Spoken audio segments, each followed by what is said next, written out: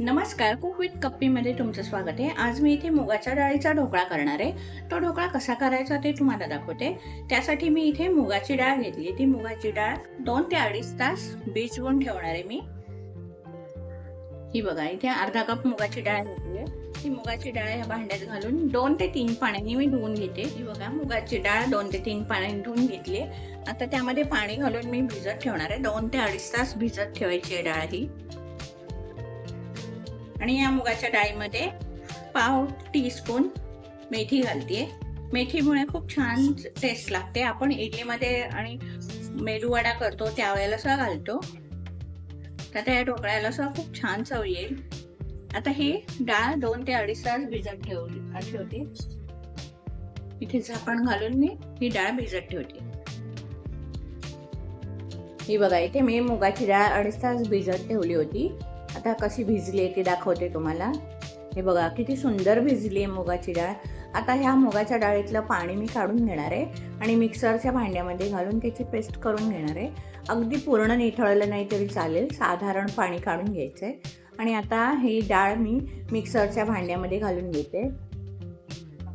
त्याच्यामध्ये पाणी थोडंसं घालायचं आहे म्हणून मी काय निथळलं नाही आहे पाणी. डाळ घालून झाली आहे. त्याच्यानंतर ह्या 3 हिरव्या मिरच्या आहेत, त्या 3 हिरव्या मिरच्या त्याच्यात घालते. हे 8 ते 10 लसूण पाकळ्या आहेत आणि 1 इंच आल्याचा तुकडा आहे, तो बारीक करून घालते. आणि त्यानंतर या चमच्याने 4 चमचे हे दही आहे, ते दही मी घालते आणि मिक्सरला लावून याची पेस्ट करून घेते.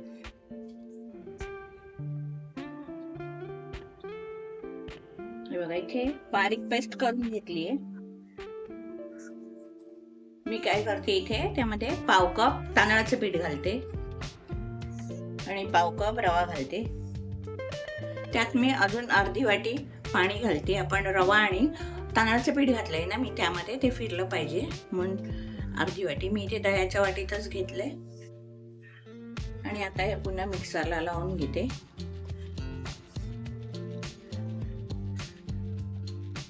हे बघा, इकडे तांदळाचे पीठ आणि रवा मिक्स करून घेतलाय आणि हे वाटण मी दुसऱ्या भांड्यात काढून घेतली. डाळ भिजवली होती ना, त्याच भांड्यात मी काढून घेते हे वाटण.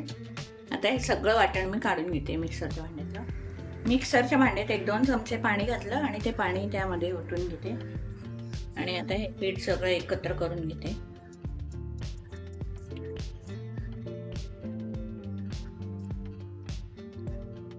यामध्ये चवीनुसार मीठ घालते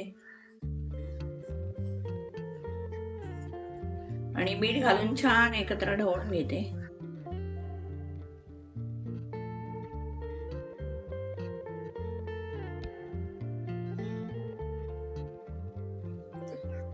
या पिठात मी रवा घातलाय. रवा घातलाय म्हणून एक 5 ते 10 मिनिटं हे मुरत ठेवणार आहे मी. 5 ते 10 मिनिटं मुरायला ठेवते. 5 ते 10 मिनिटांनंतर मी झाकण उघडून बघते. पीठ कसं झालंय ते दाखवते तुम्हाला. आता आपलं जे पीठ आहे ते छान भिजले. त्यामध्ये मी 2 टेबलस्पून तेल घालते.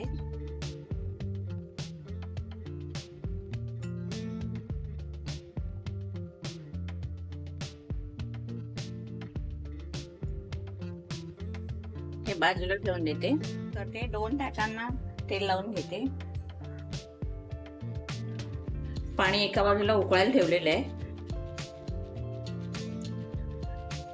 जर या ताटात राहिलं नाही तर दुसरं ताट घेते. हे बघा, ह्या ताटाला सुद्धा तेल लावून घेते.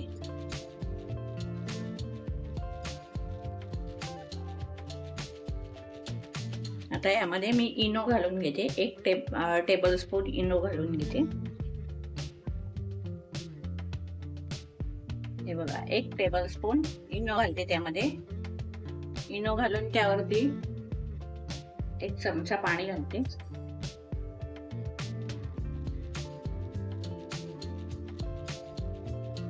इनो सगळा आपला त्या पिठामध्ये मिक्स झालाय. मी काय करते, या भांड्यामध्ये ओतून घेते.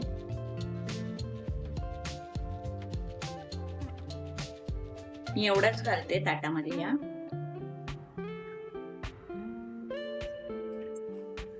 आणि इथे कढईमधलं पाणी उकळलंय, त्या उकळलेल्या पाण्यामध्ये प्लेट सोडून देते आणि त्याच्यावरती झाकण घालून 10 ते 15 मिनिटासाठी ठेवून देते आणि दुसरी प्लेट दुसऱ्या कढईमध्ये ठेवली आहे. 15 मिनिटांनी मी झाकण उघडून बघते. ढोकळा शिजलाय की नाही पाहण्यासाठी मी चाकूने टेस्ट करून बघते. हे बघा, इथे चाकूला अजून बॅटर थोडंसं लागलेलं आहे, म्हणजे अजून ढोकळा शिजला नाहीये. त्याच्यासाठी मी 5 मिनिटं पुन्हा झाकण घालून ढोकळा शिजायला ठेवते. 5 मिनिटांनी झाकण उघडून बघते.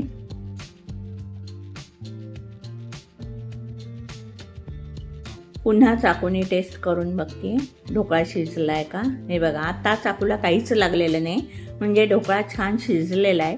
आणि मी आता काय करते, हा ढोकळा बाहेर काढून ठेवते बाजूला, थंड होण्यासाठी बाजूला काढून ठेवते. हा बघा, ढोकळा किती छान झालाय, मऊ नरम झालाय. आता हा ढोकळा थंड होईपर्यंत मी चटणीसाठी फोडणी करायला घेते. फोडणीमध्ये पाव चमचा हिंग, अर्धा चमचा जिरं, अर्धा चमचा मोहरी, त्यानंतर 1 टेबलस्पून चण्याची डाळ, 1 टेबलस्पून उडदाची डाळ आणि हे सगळं टाकून व्यवस्थित परतवून घेते.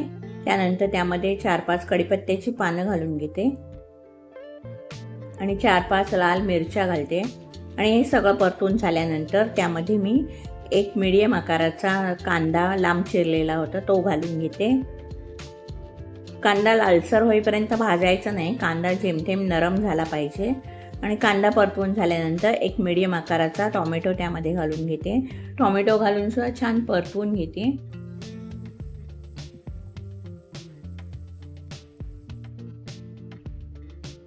मी इथे फोडणीमध्ये आलं, लसूण आणि चिंच टाकली होती. हे बघा, इथे लसूण टाकले आणि आलं लसूण टाकले आणि एक छोटासा चिंचेचा गोळा टाकलाय. व्हिडिओ करायला विसरले मी, व्हिडिओ ऑन करायला. आणि आता झाकण घालून ठेवते त्याच्यावरती.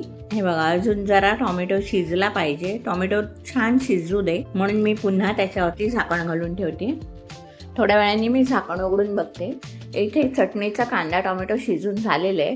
मी आता काय करणार आहे, ते प्लेटमध्ये काढून ठेवते आणि थंड करायला ठेवणार आहे.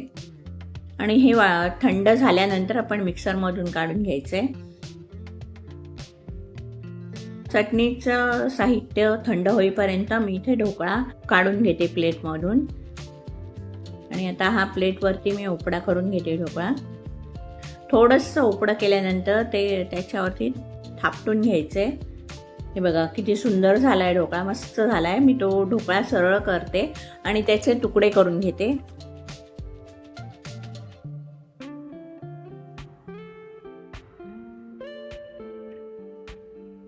हे बघा, एक तुकडा मी दाखवते तुम्हाला. बघा, मुगाच्या डाळीचा ढोकळा किती सुंदर झालाय, जाळीदार दिसतोय ढोकळा. आणि आता मी काय करणार आहे, त्या ढोकळ्यावरती फोडणी घालून घेते. फोडणीसाठी मी हिंग घातलं होतं, हिंग, जिरं, मोहरी आणि कढीपत्त्याची फोडणी घातली आहे त्याच्यावरती. ढोकळ्यावर पसरून घेते. हे बघा, किती सुंदर दिसतोय ढोकळा, मस्त दिसतोय.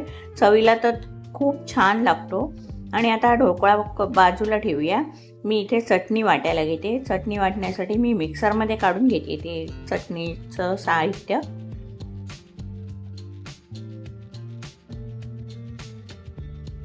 आणि मिक्सरमध्ये चटणीचं साहित्य काढल्यानंतर त्यामध्ये चवीनुसार मीठ घालते आणि मिक्सरमधून त्याची पेस्ट करून घेते. हे बघा, किती सुंदर झाली आहे पेस्ट, मस्त झाली आहे. ती चटणीची पेस्ट आहे ती मी एका भांड्यात काढून घेते. मिक्सरच्या भांड्यामध्ये थोडंसं पाणी घालून ती चटणी काढून घेते, उरलेली मिक्सरच्या भांड्याला लागलेली. आणि आता त्याच्यानंतर मी त्या चटणीला फोडणी देते. फोडणीसाठी मी पाव चमचा जिरं, पाव चमचा मोहरी आणि पाव चमचा हिंग घालून ती चटणीवरती घालते. हे बघा, किती सुंदर बसली आहे फोडणी, मस्त बसली आहे. ही चटणी खूप छान लागते, तुम्ही करून बघा. इडली बरोबर सुद्धा खूप सुंदर लागते चटणी. आता ही चटणी मी बाजूला ठेवून दे. ही बघा, किती सुंदर झाली आहे चटणी, मस्त झाली आहे की नाही. चला, आता ही चटणी तयार झाली आहे. आणि हे बघा, इथे ढोकळा सुद्धा तयार झाला आहे. मी आता ह्या चटणीबरोबर ढोकळा सर्व करते. कशी वाटली मग मुगाच्या डाळीच्या ढोकळ्याची रेसिपी? आवडली असेल तर लाईक करा, शेअर करा आणि अशाच नवनवीन आणि आगळ्या वेगळ्या रेसिपी पाहण्यासाठी माझ्या चॅनलला सबस्क्राईब करायला विसरू नका. धन्यवाद.